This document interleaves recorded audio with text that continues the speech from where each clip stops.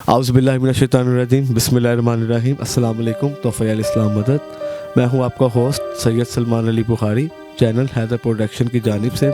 आज का हमारा प्रोग्राम सीरत मासूमीन की दूसरी नशिस्त का आगाज़ किया जाता है और आज के हमारा मौजू है क़याम इमाम हुसैन अलैहिस्सलाम। अज़ान करामी 22 रजब हाकिम शाम की वफ़ात के बाद ये सिलसिला कुछ इस तरह से पेश आया कि जब हाकिम शाम का दुनिया में आखिरी और आखिरत में पहला दिन था, इसने अपने बेटे यजीद को बुलाया और कहा, ऐ यजीद, मैंने बड़ी मेहनत और मशक्क़त के साथ इस हुकूमत को तुम्हारे लिए खड़ा किया है और इस हुकूमत में तुम्हारे लिए मसला बन के आने वाले लोगों में से कुछ को तलवारों और कुछ को जहर से कत्ल किया है और अब आज से ये हुकूमत के तुम अकेले वारिस हो।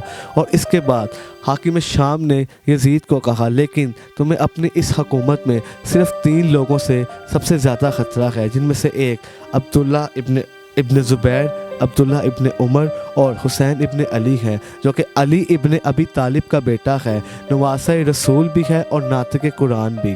और फिर हाकिम शाम ने यजीद से, अपने बेटे यजीद से कहा कि अगर तुम अपनी हुकूमत को बचाना चाहते हो, ये तीनों नाम तुम्हारे लिए मसला भी खड़ा कर सकते हैं और मुश्किल भी पैदा कर सकते हैं। और इसके बाद उस हाकिम शाम दुनिया से कूच कर गया। हाकिम शाम के दुनिया से कूच कर जाने के बाद यजीद ने अपने गवर्नर को हुक्म दिया, अगर ये तीनों बैत करें तो ठीक है और अगर बैत ना करें तो इन तीनों के सर काट के मेरी तरफ रवाना करो। यजीद के हुक्म के मुताबिक उसके गवर्नर ने आगे अपने सिपाही को कहा कि जाओ और मेरा पैगाम आगे पहुँचाओ।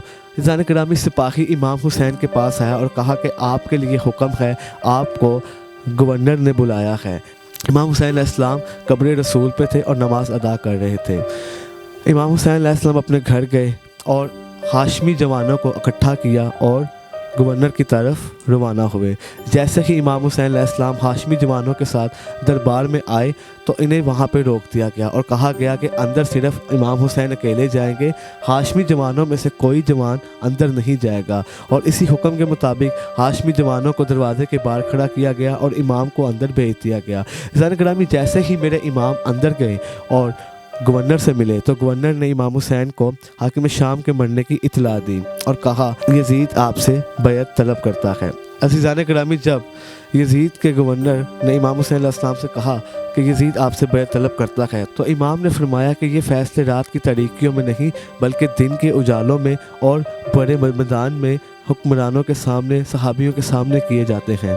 अज़ीज़ान करामी ये कह के जैसे ही इमाम जाने लगे तो वहाँ पे मरवान ने कहा, या तो हुसैन इब्न अली से अभी बैत तलब करो या बेहतर है कि हुसैन इब्न अली का सर काट दो, क्योंकि अगर हुसैन इब्न अली यहाँ से बाहर चले गए तो फिर इनको पकड़ना नामुमकिन हो जाएगा। तो इस पर इमाम हुसैन अलैहिस्सलाम को जलाल आ गया और उन्होंने उस मरवान को गुस्से से कहा, और नीली आंखों वाली औरत के बेटे, तेरी क्या मजाल जो हमें ऐसा कहे या हमसे बैत तलब करे। इसके बाद इमाम हुसैन अलैहिस्सलाम ने अल्लाह अकबर का नारा बुलंद किया, जिसको सुन के बाहर खड़े हाशमी जवानों ने भी नारे को बुलंद किया और तलवारें निकाल के दरबार के अंदर आ गए। अज़ीज़ान करामी जैसे ही इमाम हुसैन अलैहिस्सलाम दरबार से वापस घर को आए और फिर आके रसूल खुदा की कब्र मुबारक पे गए, वहाँ पे इमाम हुसैन अलैहिस्सलाम ने गिरिया जारी की और कहा, ए नाना, अब तेरा वतन हुसैन के रहने के काबिल नहीं रहा, अब हुसैन हमेशा के लिए तेरा वतन छोड़ के जा रहा है। और फिर इमाम हुसैन अलैहिस्सलाम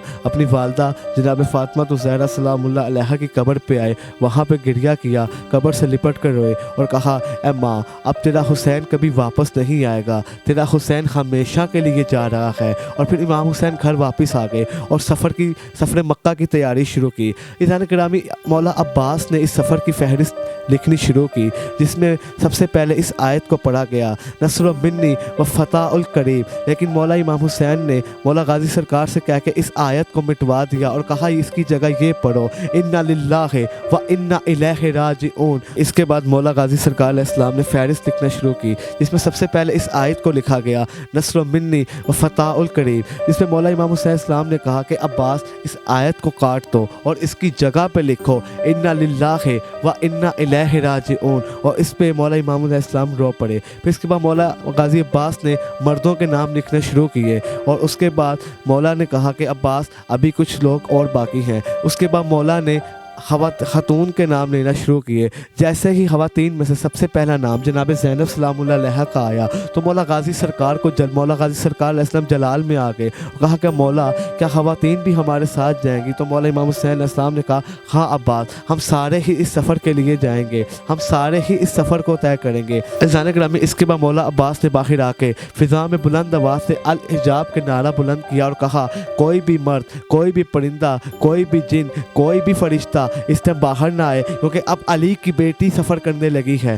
اور اس کے بعد مولا کی بیٹی کا گھر سے یہ سفر شروع ہوا. عزیزان گرامی، اب اگر بات کریں سفر کربلا کے سامان کی تو عزیزان گرامی اس سفر میں 180 اونٹ، 126 گھوڑے، 53 تلواریں، 1 علم، 31 پانی کی مشکیں، چند ڈھالیں، 1 جھولا شہزادہ علی عسکر کا تھا. عزیزان گرامی، یہ سفر 28 رجب کو سے لے کے 2 محرم تک یعنی کہ 5 مہینے اور 5 دن تک مسلسل جاری رہا. عزیزان گرامی، اس سفر کے مصائب کی بات کریں تو اس سفر کے مصائب کا ایک جملہ یہ بھی بہت بڑا ہے کہ سغرا جیسی بہن کو اکبر جیسے بھائی سے جدا ہونا پڑا.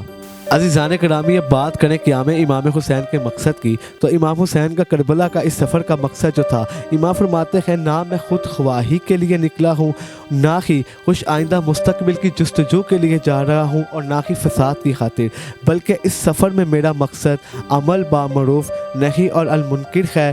چاہتا ہوں کہ اپنے بزرگوار کی سنت اور والد امجد کے اسماء حسنہ کو زندہ کروں. اور پھر فرمایا تیرے وطن سے جاتے ہیں دے ہم کو دعا نانا. والسلام علیکم.